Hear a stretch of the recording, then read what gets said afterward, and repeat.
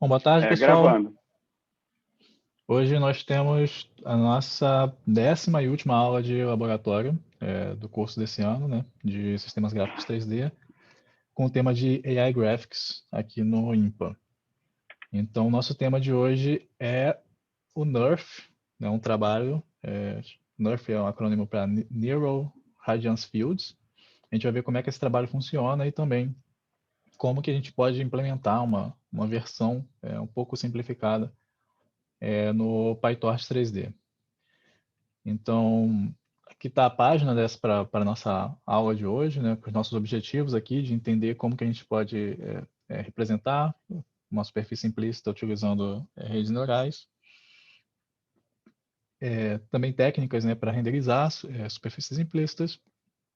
E tudo isso vai ser assim, bem focado, né, mais especificamente no NeRF, que a gente vai ver como implementar lá no PyTorch 3D e gerar uma sequência de imagens como essa aqui que a gente está vendo. Tá? Eu coloquei já referências aqui embaixo, tanto para o trabalho original, um, um post no blog aqui do Frank Delaware, que fala sobre mais coisas relacionadas ao NeRF, porque assim, é um trabalho que foi, né, bastante influente, teve muitos trabalhos que foram feitos em cima disso, para aspectos específicos, e você pode verificar aqui uma discussão a respeito disso. E outras coisas relacionadas aqui também, tipo, tem um vídeo aqui do curso do PyTorch 3D que foi dado no SIGGRAPH do ano passado, que fala sobre reconstrução volumétrica no PyTorch 3D e também esse exemplo que a gente vai ver. Né? O nosso está um pouquinho mais atualizado, porque eles disponibilizaram depois o notebook. Tem também link aqui para um relatório técnico que a gente fez aqui no Visgraph, por um estudo que a gente estava fazendo de superfícies implícitas com redes neurais no verão. Tá? Então, aqui vai ter várias outras coisas, mas tem também uma parte dedicada a essa parte de superfícies implícitas. E uma apresentação do Matthew Tanchik, o que é um dos autores desse artigo. Então, aqui, se vocês quiserem ver a explicação dele sobre alguns aspectos particulares, assim, vocês podem ver também depois nesse vídeo. A apresentação que eu vou fazer hoje se baseia em alguns slides que ele colocou aqui também.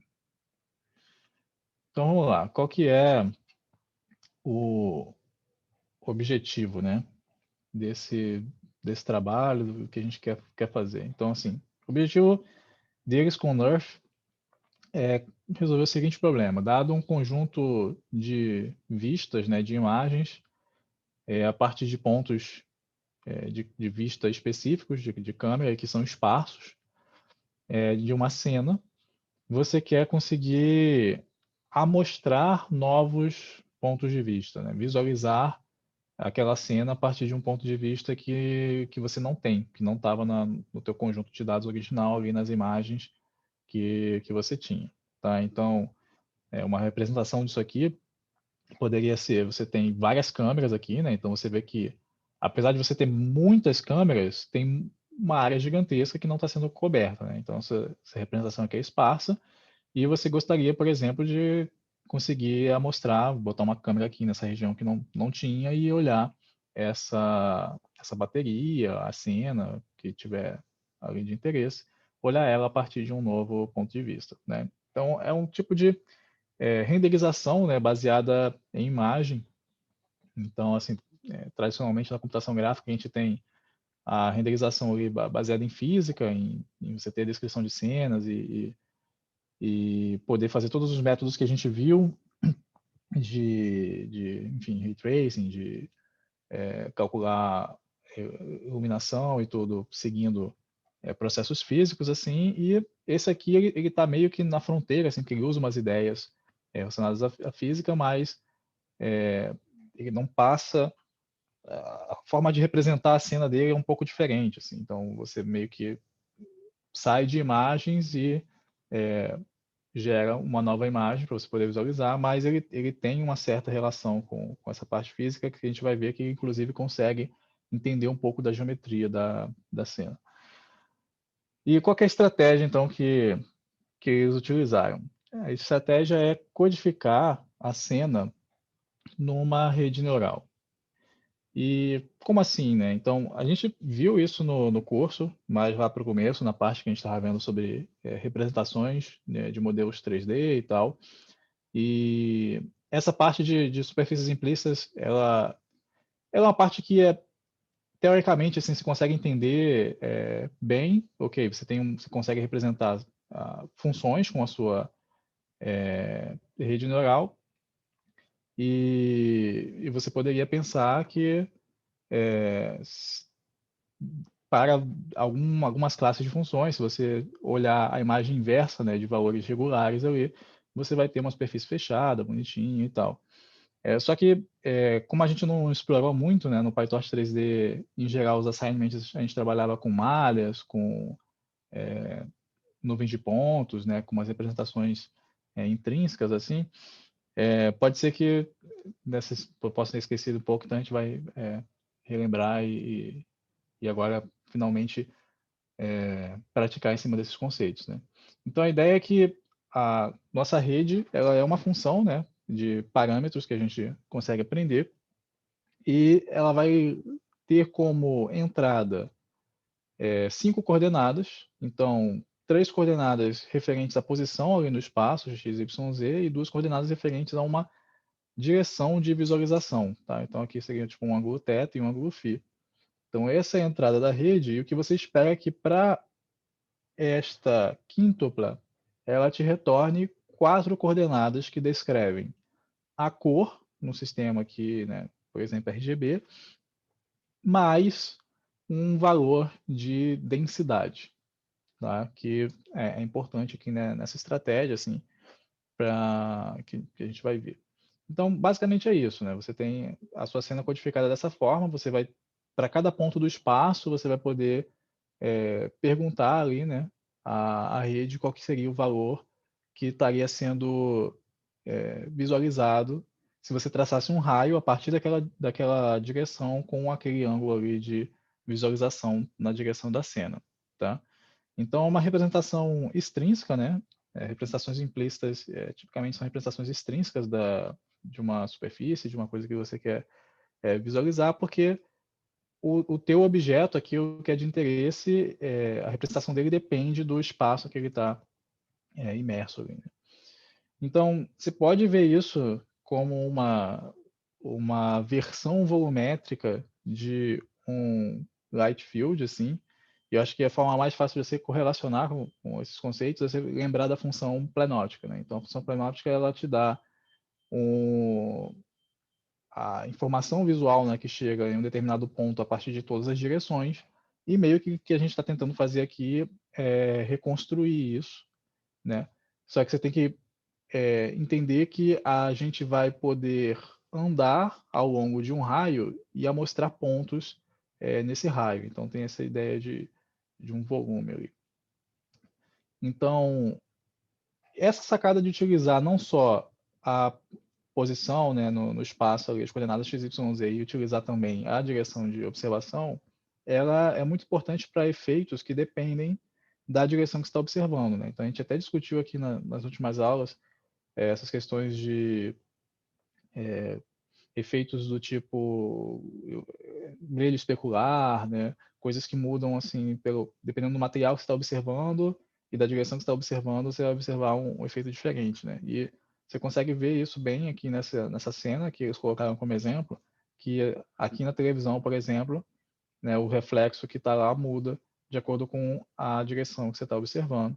E se fixar aqui, né, a direção de observação, mas utilizar os reflexos aqui referentes a essas mesmas mudanças aqui de orientação que a gente está observando, dá para ver nitidamente aqui mudanças na sombra, na iluminação da cena, né? Então, isso é muito poderoso para gerar imagens de alta qualidade mesmo, né?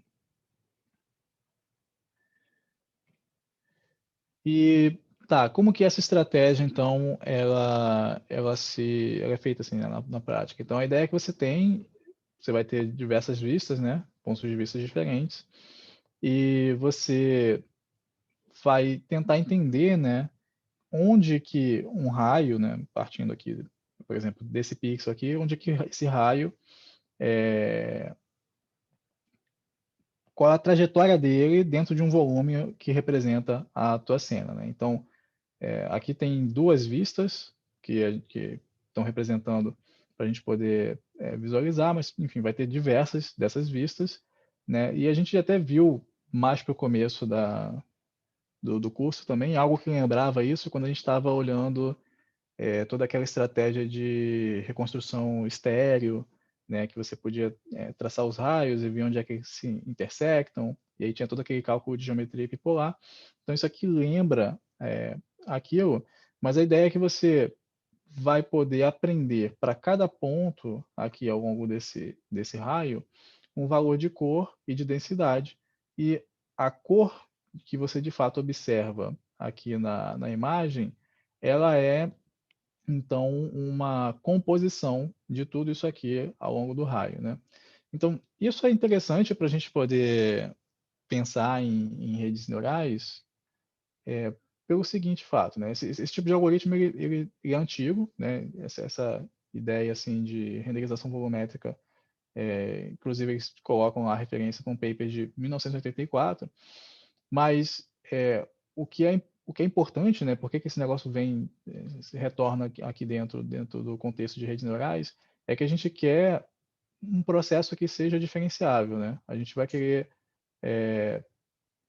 fazer estimativas no começo que não vão estar muito boas e otimizar isso utilizando gradiente descendente, as técnicas que a gente vem utilizando.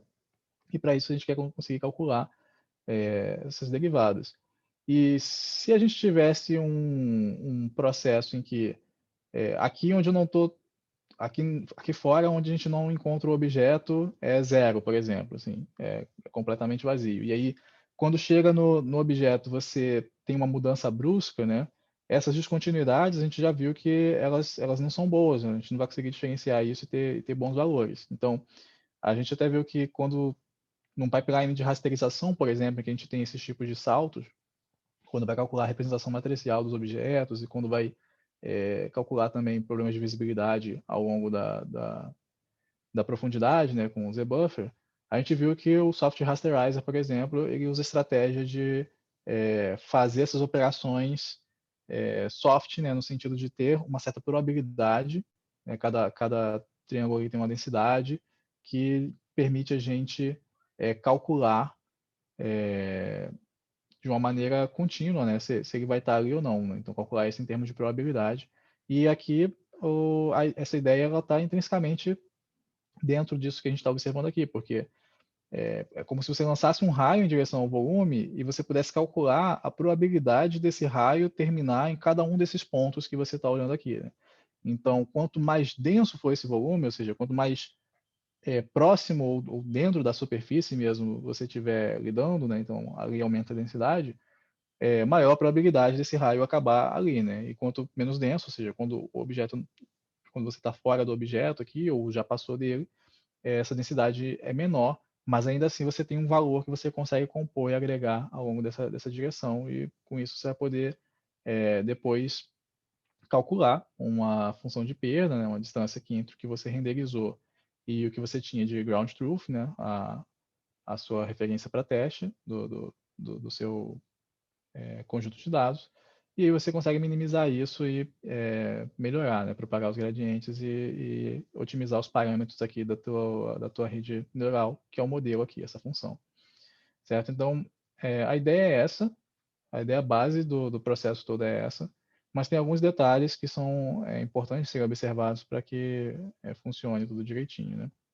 Então, um desses detalhes é que a a resolução, né, na verdade, assim, o quanto que você consegue olhar na cena de detalhes e o quão bom, né, fica esse resultado depende, da resolução das suas imagens, sim, mas também da resolução que você consegue, com a qual você consegue mostrar pontos ao longo desse raio, certo? Então, se você conseguisse mostrar de uma maneira bem densa aqui ao longo desse raio, por exemplo, você poderia ter um resultado melhor. O problema é que isso já é bastante computacionalmente intensivo, assim, principalmente em termos de memória, né? Se você pensar numa imagem de, por exemplo, 256 por 256, né? Vamos até pegar uma imagem menor aqui, sei lá, 64 por 64 pixels, é uma imagem bem pequena, e só ali você tem mais de 2.000 pixels, né? 2.000 pixels no total, e você para cada pixel você vai lançar um raio e você vai ter que amostrar aqui no meio, né? E olha só a quantidade grande de amostras que você vai ter que gerar para uma imagem de 64 por 64. Imagina então para você gerar em alta resolução, como esses resultados que a gente estava vendo aqui, né? Então, qual é a ideia que eles tiveram? Então, eles fazem duas passagens na hora de amostrar esses raios. Então, tem uma primeira passagem que é menos refinada, né, mais grosseira, em que eles fazem uma distribuição assim, eles distribuem esses pontos uniformemente ao longo do raio, né? Então, tem um valor limite, assim, né, que você já espera que a tua superfície esteja dentro de um determinado volume, né? Então, esse raio ele não se propaga indefinidamente. E aí você vem do começo, assim, você sabe onde começa também a tua direção de observação, porque tu tem a câmera e tem o plano mais próximo. E aí, então, você tem uma região, um segmento de reta delimitado e você pode amostrar uniformemente ali dentro, né? Tem um detalhe que eles comentam no artigo que como você não quer que isso seja completamente assim determinístico, né? Então eles dividem uniformemente e amostram com uma certa probabilidade no meio desses intervalos aqui, tá? Mas o ponto é que fazendo essa primeira amostragem em menor resolução, eles conseguem entender onde são as regiões que têm uma densidade maior, né? Então, por exemplo, ele percebeu que aqui a densidade é menor, aí nessa região aqui a densidade é maior, porque de fato está próximo do objeto, depois diminui de novo. Então, com isso, eles podem fazer uma segunda passagem, em que aí sim eles vão mostrar mais na região que tem densidade maior, certo? Então, essa é uma forma heurística que eles bolaram para você não fazer uma amostragem densa ao longo do raio inteiro, né? E poder diminuir a quantidade de amostras que você vai fazer, só que com uma certa qualidade, né? Porque você está fazendo uma amostragem mais inteligente.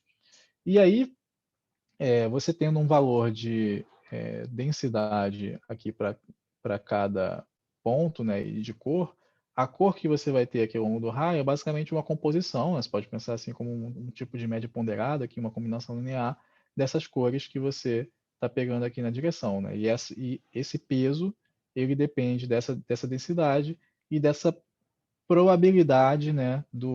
Que seria, eles chamam até de radiância, radiância transmitida acumulada, que seria a probabilidade do raio terminar ali, né? Então, por isso que tem dois parâmetros aqui, esse TI e esse alfa-I, mas o TI depende do alfa também. Então, com isso você consegue compor essa cor e, como a gente viu, né, esse processo todo ele é diferenciável, assim. Então, uma coisa que a gente vai ver, estou olhando aqui agora, que o raio é parametrizado com uma posição, né, XYZ mais uma direção, e esse T, né, o parâmetro que a gente consegue ir andando ao longo dele. Então, essa é a parametrização assim, canônica, né? A gente costuma ver isso bastante em diversos dispositivos gráficos. Teve até aquela discussão na última aula, o professor Luiz Velho deu, de se talvez a gente poderia pensar em novas representações, novas formas de parametrizar raios, por exemplo, para fazer renderização neural, enfim. Mas essa não é uma discussão aqui desse artigo. E a gente vai ver que, apesar de fazer isso aqui, né, para você poder mostrar aqui, você precisa realmente dos pontos, né? Então você faz essa soma e obtém os pontos 3D aqui para você poder mostrar. Então, legal. Esse é um dos detalhes que é observado no artigo.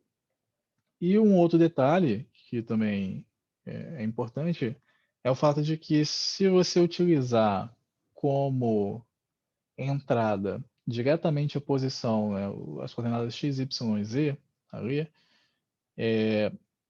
a otimização não fica muito boa, assim, os resultados eles vão ficar bem suavizados, assim, porque a rede ela tem, a rede que eles utilizam é uma rede multilayer perceptron, né? Então, é aquela ideia básica de você pegar os perceptrons e ligar eles, né?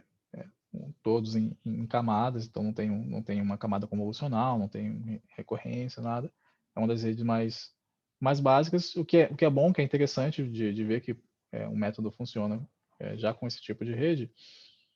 Mas apesar de teoricamente ela já ser possível de representar, né, de aproximar qualquer função, já foi observado que elas têm uma certa um certo bias, né, de aprender primeiro as frequências mais baixas, tá? Então, eles até comentam numa apresentação que se você tentar fazer uma rede, decorar uma imagem, por exemplo, então você monta uma rede como essa, né, um MLP, que, que tem mais parâmetros do que pixels, e você tenta fazer ela aprender uma única imagem, você vai ter um resultado parecido com esse aqui, né? Ela aprende só as baixas frequências aqui e fica difícil de convergir para o resultado com todos os detalhes finos, né? Então, assim, isso é uma coisa que já vinha sendo observado em alguns outros trabalhos e até é interessante que vocês olhem depois que a forma como as pessoas vinham solucionando, né, elas estavam dando nomes diferentes, assim, eles chamam aqui de Positional Encoding, tem trabalho que fala sobre Fourier Features, e eu acho assim, que o trabalho que meio que unificou, assim, talvez seja uma solução definitiva, não sei, mas que dá uma teoria legal sobre esse problema, é o trabalho do Siren, né, que utiliza funções periódicas, assim, senoidais, como funções de ativação.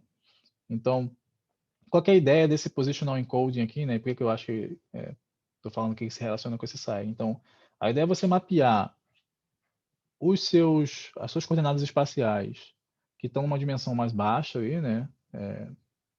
No R3, assim, você vai mapear elas para um espaço de dimensão maior. E, na verdade, isso é feito coordenada a coordenada. Então, assim, eles passam do R mesmo, né, do espaço real para esse R2L, da seguinte maneira, né? Então, eles vão colocando assim, seno e cosseno. Daqui você tem 2 elevado a 0, 2 elevado a 1, até, né, 2 elevado a L menos 1 lá. Então, por isso é 2L, né, porque tu tem o seno e cosseno aqui. E assim, isso lembra muito, né, o que? Representação de funções na base de Fourier, né? E então, com essa representação em uma dimensão maior, você ganha não só o fato de que você está agora num espaço de dimensão maior e que essa questão da dimensão menor ela tem sido observada mais em espaços de dimensões menores, tá? Então, esse negócio de aprender primeiro as baixas frequências, então você ganha isso. Mas você ganha também o fato de que você está inserindo aqui frequências mais altas, né? À medida que você vai avançando aqui com esse L na representação em seno e cosseno. Então, eles aplicam isso para cada coordenada separadamente, x, y, z, e também para as coordenadas espaciais na hora de transformar o raio, né, de você usar a direção, também é aplicado ao vetor que representa a direção ali, normalizado. Tá?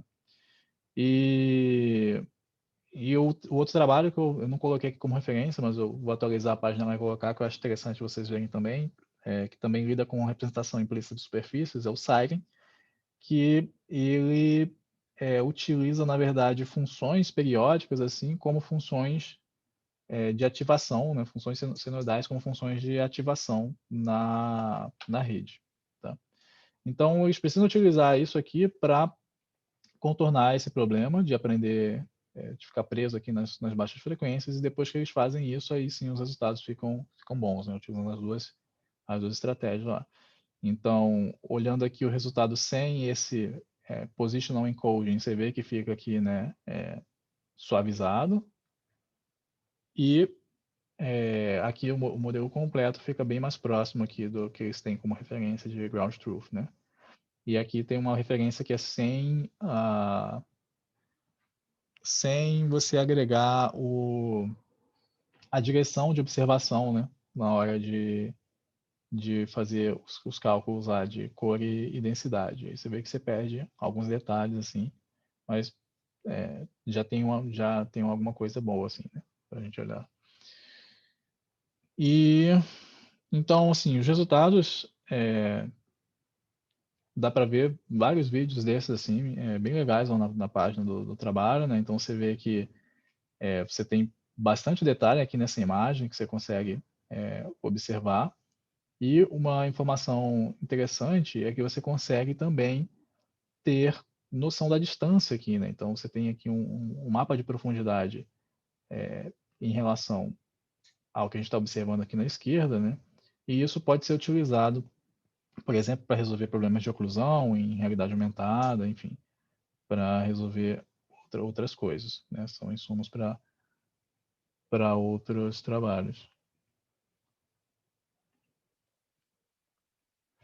E aí, o que a gente tem como assim limitação, né, desse trabalho? Então, uma das limitações que a gente pode ver é que, apesar dos resultados serem muito bons, né, demora para convergir. Então, é bastante custoso esse processo. E eles comentam lá no artigo que para o tipo de exemplo que eles estão disponibilizando ali, eles treinaram entre 100 mil e 300 mil iterações numa placa de vídeo lá, NVIDIA Titan, não sei o quê, toda a descrição lá do setup. E isso leva bastante tempo, assim, levou de 1 a 2 dias. Então, essa é uma limitação. Uma outra é essa questão de conseguir amostrar, né, a resolução de amostragem ao longo dos raios. Como a gente viu, eles têm uma forma eles já propuseram uma forma de diminuir isso, né, de fazer essa amostragem de uma maneira inteligente, mas assim, é um ponto que pode ser melhorado, até para diminuir a quantidade de recursos que é utilizado. E um outro ponto que talvez, assim, se pudesse pensar que seria um grande ponto assim para ser atacado, né, para conseguir, se a gente conseguisse realmente melhorar isso aqui, poderia aumentar muito o tipo de aplicação para esse trabalho, né, para o NeRF, é a questão da generalização. Então, além de demorar para convergir, tudo ali é treinado para cena a cena, né? Então, esse resultado aqui, né, foi treinado especificamente para as imagens dessa cena aqui. O outro que a gente viu anteriormente no escritório lá foi treinado especificamente com as cenas do escritório, tá? E, curiosamente, esse ano, né, no CVPR desse ano agora, eles acabaram de apresentar esse trabalho aí, esse follow-up Pixel Nerf, que, que ataca essa área aqui da generalização, né? Então, tem até, deixa eu ver aqui, se eu consigo abrir. Pronto. Então, aqui, esse Pixel Nerf, a ideia é eles poderem condicionar, né, a geração desse Neural Radiance Field utilizando uma imagem, né? Acho que é o que representa mais, talvez, aqui. Então, eles querem poder gerar com poucas imagens, né, menos imagens do que tinha, e você poder condicionar com uma imagem para poder gerar o resultado depois de treinar, né, no conjunto de dados.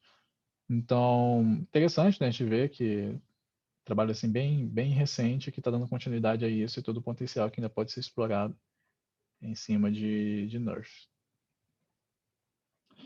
E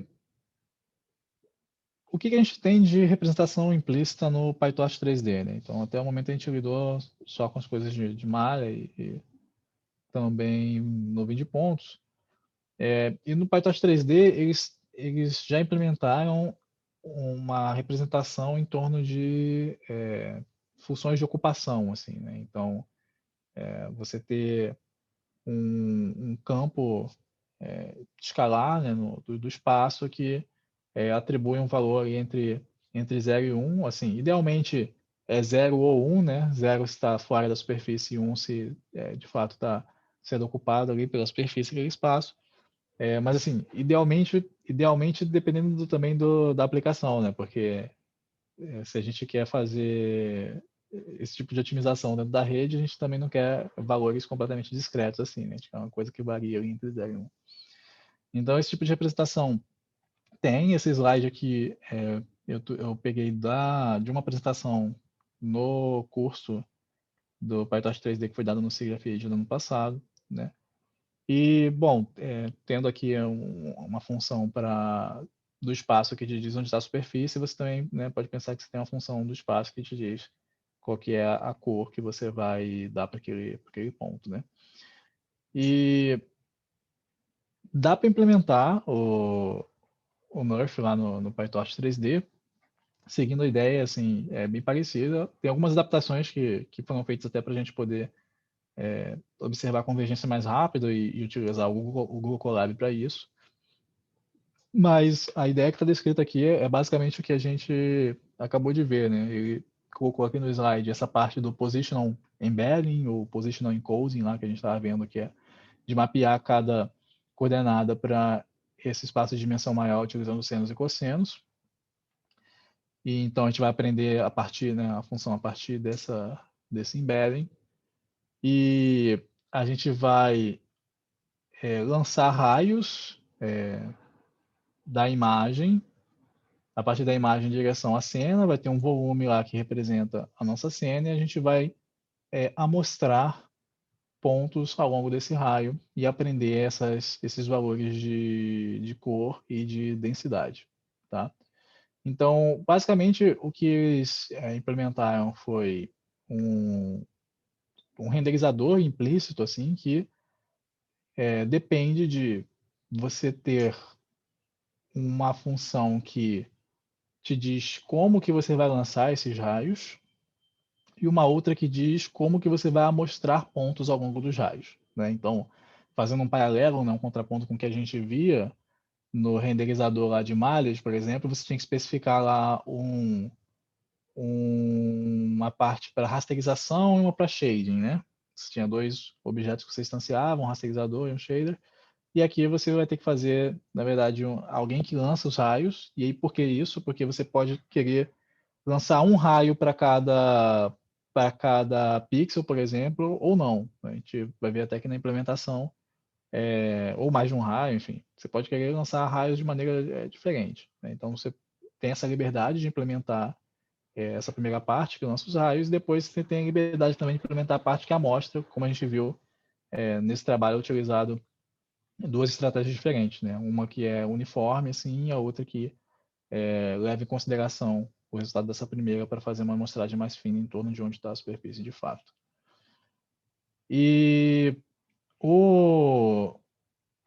lá onde a gente vai ver na implementação do PyTorch 3 no Colab, a gente não vai fazer a implementação mais fina, né? A gente vai fazer só a amostragem uniforme, até para convergir mais rápido.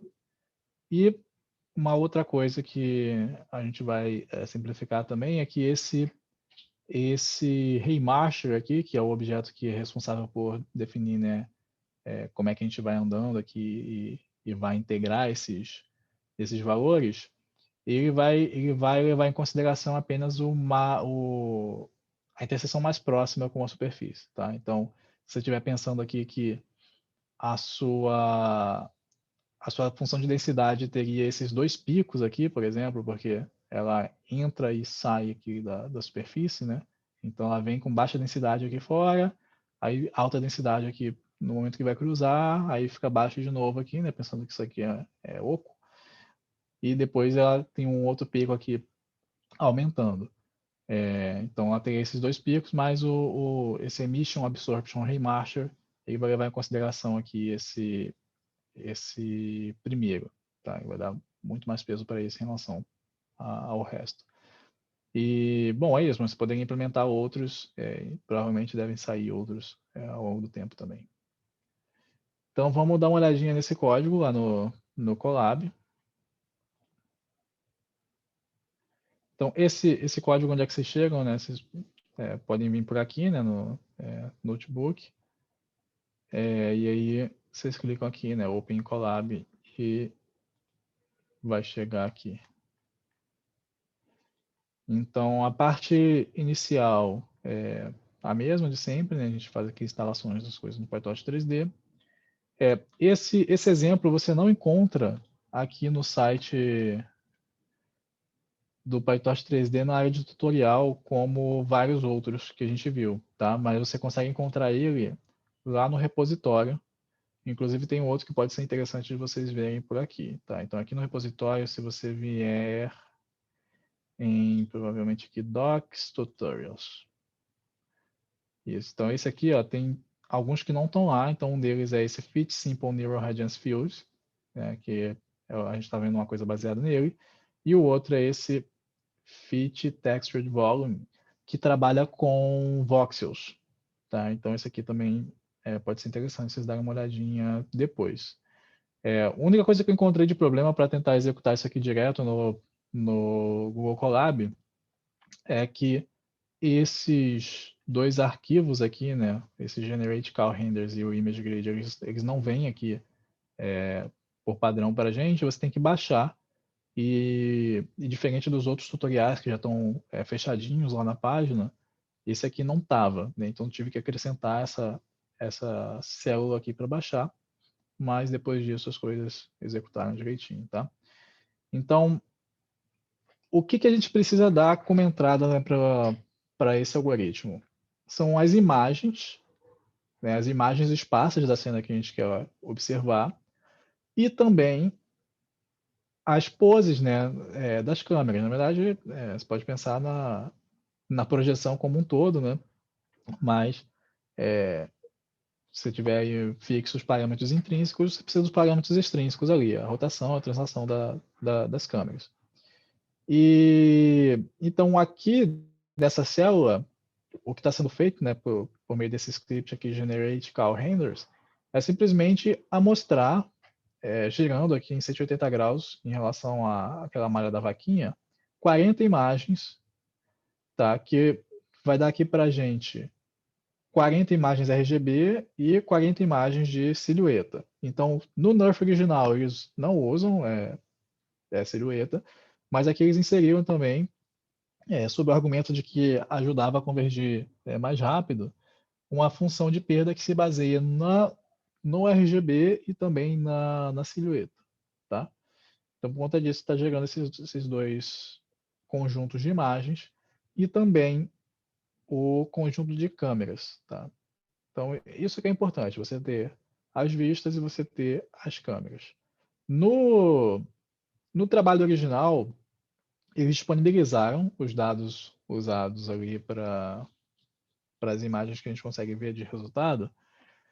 E só que assim, para você utilizar aqui dentro do PyTorch 3D, você tem que resolver um problema assim para compatibilizar as coisas, tá? Não é um negócio muito difícil assim, né? Mas fica até como uma sugestão de trabalho aí, se vocês quiserem testar um conhecimento do curso, porque lá no trabalho que eles, nos dados que eles disponibilizaram, eles deram as imagens e deram a matriz de projeção completa, tá? Que sai das coordenadas ali do mundo para as coordenadas do dispositivo normalizado.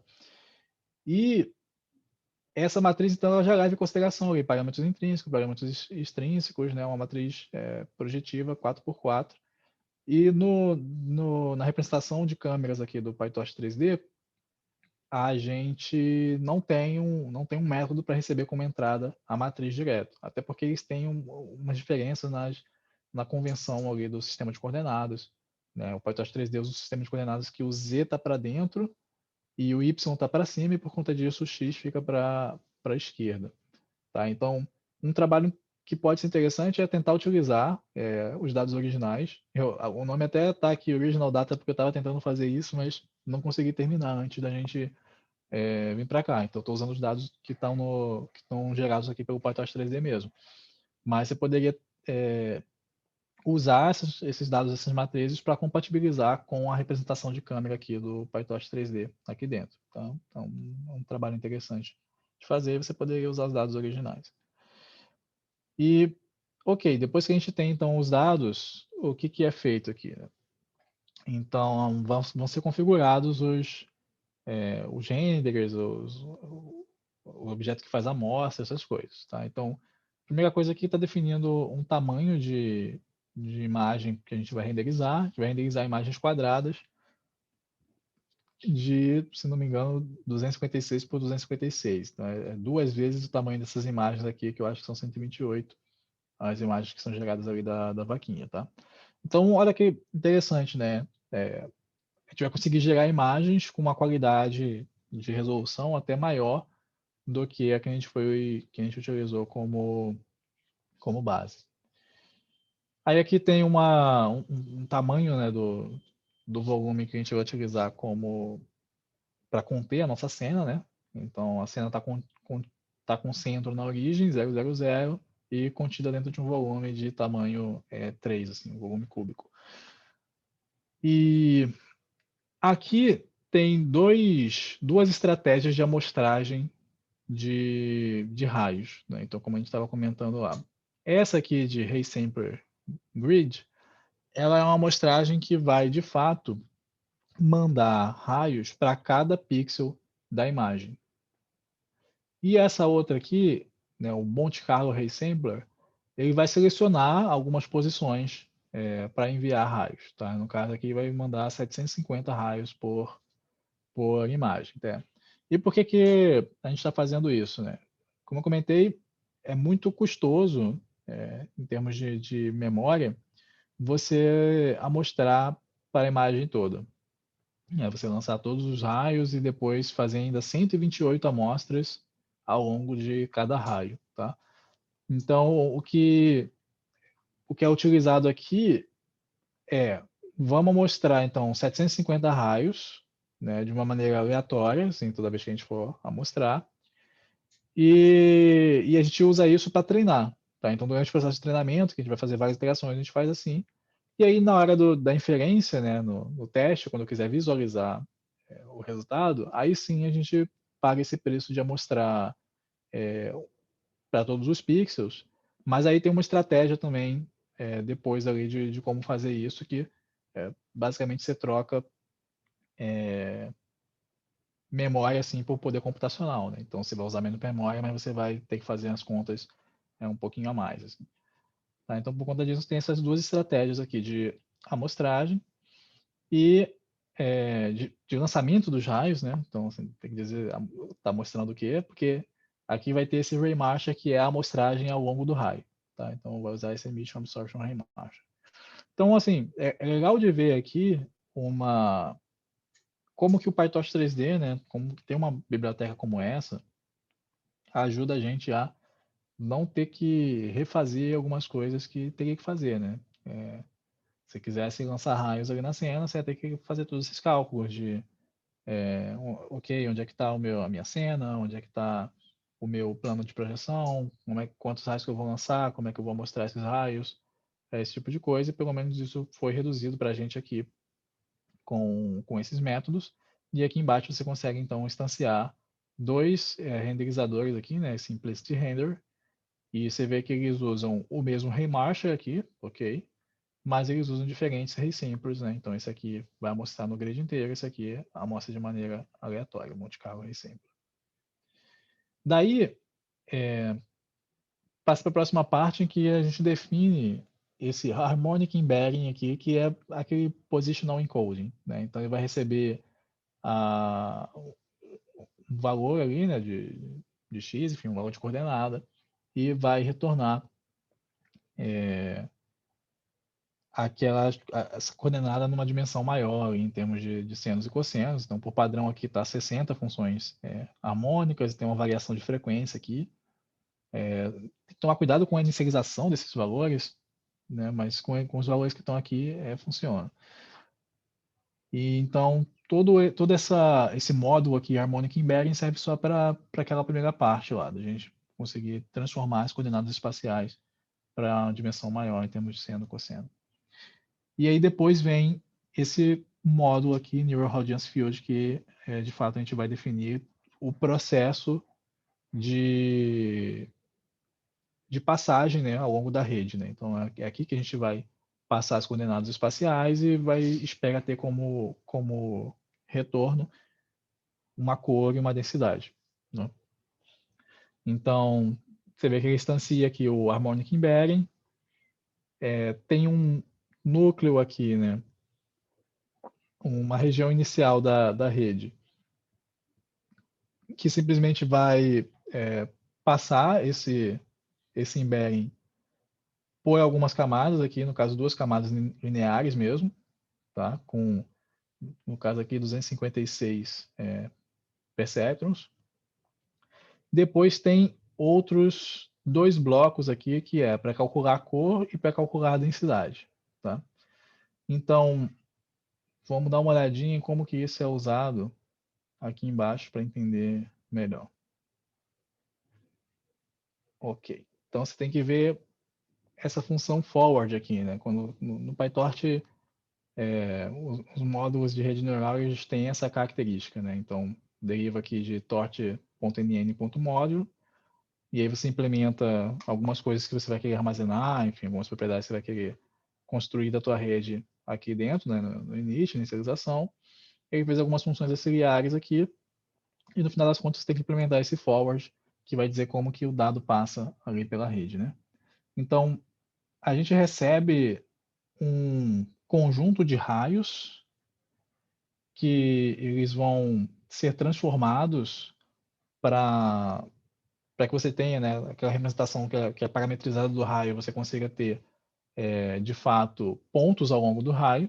Tá? Então, você recebe o conjunto de raios e vai conseguir construir os pontos ao longo do raio. Então, você vai ter coordenadas 3D aqui no final das contas. Né? Então, eles até deixaram como dica aqui, que é bom para a gente ir guiando no código, como é que é a forma desses objetos. Né? Então, você vê que ele vai ser a quantidade de batch, né, que essas operações são feitas em batch, e aí você tem o dado e 3 coordenadas. Né? E aí, depois que você tem essas 3 coordenadas aqui, né, x, y, z, você passa elas pelo harmonic embedding para jogar ele nesse espaço de dimensão maior lá em termos de seno e cosseno. E aí você vai obter features dessa posição espacial, passando ali pelas 2 camadas lineares que a gente viu, aquelas camadas densas da rede. E aí você vê que esses features eles vão ser usados de 2 formas. Então, para calcular a densidade, você pode passar direto aqui esses features para esse get densities, que nada mais é do que passar por uma outra rede. Tá? Não é uma outra rede, na verdade é uma continuidade dessa rede, né? Outras camadas. Então, se a gente subir aqui para o get densities, ele vai passar aqui por essa density layers, tá? E no final das contas ele faz uma normalização aqui, para esse valor ficar entre 0 e 1. Então, esse density layers aqui também mais uma camada linear, só que vai jogar aqui, vai diminuir a quantidade, né, de hidden errors para 1. E tá usando aqui Soft Plus, ele tem utilizado Soft Plus ao invés de Hello como função de ativação aqui, tá? E então você consegue aqui a partir dos features que vieram das coordenadas espaciais, né? Você consegue calcular as densidades. E para calcular a cor, aí você vai utilizar não só os features, mas também as direções do raio. Tá? Então é aqui, na hora de calcular a cor, que entra a direção. Isso aqui está seguindo bem o que está descrito lá no artigo mesmo. Tá? Antes de calcular a direção, você junta, antes de calcular as cores, você junta a direção nos features da posição espacial. E aí no fim você retorna aqui então densidades e cores. E aí eles fizeram uma outra função auxiliar aqui, para a gente até conseguir usar aqui nesse ambiente, que assim, não agrega ideias em termos de como que funciona isso aqui, né? É mais uma questão prática, assim, de engenharia para diminuir a quantidade de memória que é utilizada pela GPU, tá? Enquanto estiver rodando isso. Então depois vocês podem dar uma olhadinha nisso aqui. Tem até explicação aqui de por que eles fazem isso para diminuir a memória, tá? Mas essa função aqui é implementada em cima da outra lá, do forward aqui. Legal. E aí vem funções auxiliares para a gente poder entrar na etapa de otimização, finalmente. Né? Então, como função de perda, ele está utilizando essa função aqui, essa Huber loss. Né? Então, é é quase como aquela distância L2 que a gente vai utilizando, né, numa determinada vizinhança ali assim, quando os pontos estão próximos, né, quando esses x e y estão próximos, ele vai ser mais próximo nessa distância L2, e quando eles estão mais distantes, eles vão ser mais próximos da distância L1, assim. Então, ela meio que diminui a importância de outliers, por exemplo, de você ter um valor que é muito grande, que está dispare em relação ao outro. Mas, enfim, você poderia utilizar também a distância L2. Se não me engano, no artigo original que eles utilizaram foi L2. E aqui é uma função para poder fazer a comparação entre as imagens durante o processo de treinamento, porque dado que agora a gente está utilizando uma amostragem aleatória, né, com aquele Monte Carlo Assembler, você vai gerar apenas alguns pixels no teu processo ali de gerar, né, o NeRF, e você precisa amostrar exatamente em relação a essas posições na tua imagem de treinamento para você poder fazer uma comparação coerente, né? Então essa função aqui ela faz exatamente o que o nome dela diz, que é amostrar, né, na imagem, nas localizações que foram amostradas pelo Monte Carlo Sampler, tá? E mais uma função auxiliar que mostra a renderização ao longo da... A gente vai utilizar isso ao longo do processo de otimização para poder visualizar o resultado, tá? E aí, finalmente, a gente cai na estrutura que já estamos aí bem conhecido, né, de loop para fazer esse processo de otimização. O otimizador aqui é o ADA, os parâmetros aqui do Neural Radiance Field, né? A taxa de aprendizado aqui, ó, 10 a menos 3. Por padrão, lá se vocês olharem no repositório do PyTorch 3D, eles estão usando 3.000 iterações, eu coloquei 10.000 aqui, eles sugerem 20.000 para ter um resultado melhor, assim, com essa malha da vaquinha. Com 10.000 iterações já levou entre 1h20 e 1h30 aqui para terminar, né? Então deve levar umas 3 horas se colocar 20.000. Assim, dá para fazer no Google Colab também, já consegui rodar coisas por mais tempo. E, bom, é isso. A ideia do processo é essa, que a gente vai fazer todo esse processo de otimização e armazenar perda para poder plotar, enfim. Mas é a ideia é similar. Então você consegue ver que no começo, vou mostrar aqui as primeiras iterações.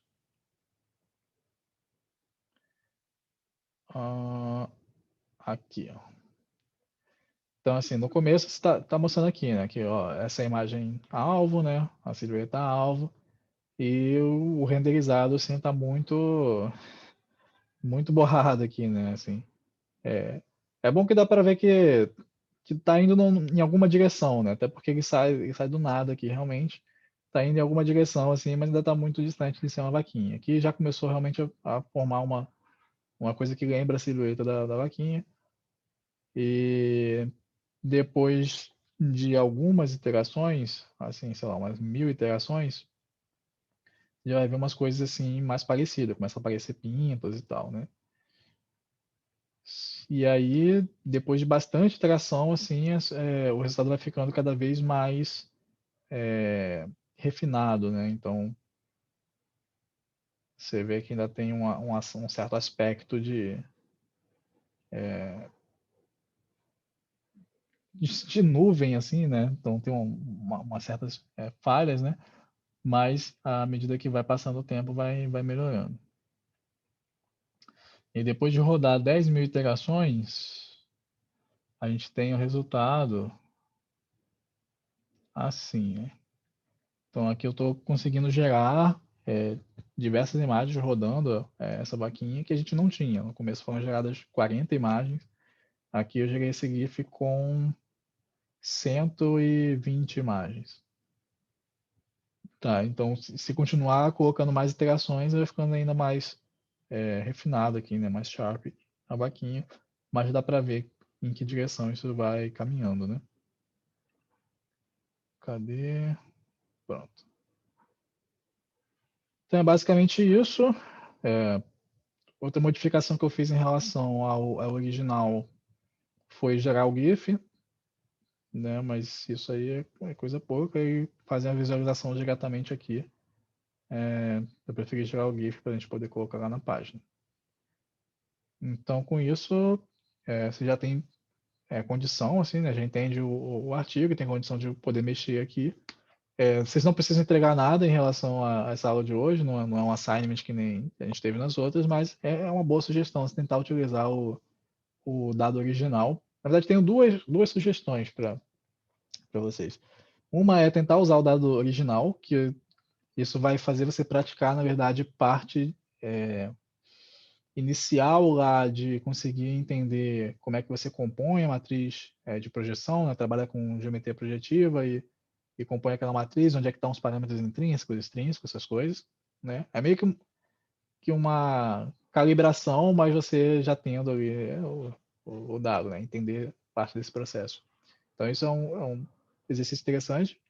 E o outro é você conseguir, na verdade, só visualizar, somente visualizar superfícies implícitas com essas funções que o PyTorch 3D deu para a gente, né? Então, tendo esse método de amostrar ao longo de um raio, lançar raios e de amostrar ao longo de um raio, tá? Você poderia criar aqui um módulo desse que, na verdade, ele não é usado, cadê? Você pode criar um módulo assim de, né, torch, que ao invés de ser utilizado para otimizar alguma coisa, ele simplesmente te responde, né? Por exemplo, você usa uma função algébrica aí, um TOR, uma coisa assim, e você aplica também um tipo de normalização, tipo, né, passar uma função logística, por exemplo, para colocar entre 0 e 1, porque é o tipo de coisa que o PyTorch 3D espera no momento. Então, se você conseguir fazer um módulozinho desse, básico, em que você recebe coordenadas x, y, z, apenas, não precisa nem passar a direção, e